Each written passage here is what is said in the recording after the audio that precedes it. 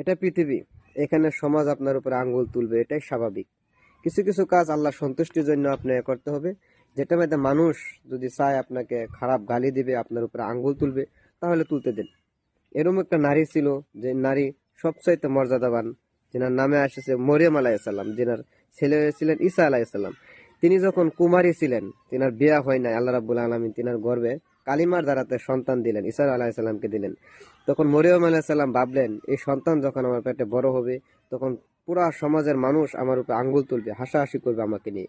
এটা জানা সত্ত্বেও তিনি আল্লাহ রাব্বুল আলামিনের আদেশে সেই সন্তান গর্ভে লালন পালন হলেন। তারপরে তিনি যখন সন্তান প্রসবের সময় আসলেন, তখন তিনি চলে গেলেন এক নির্জন বাগানে, সেইখানে গিয়ে অবস্থান করতে লাগলেন।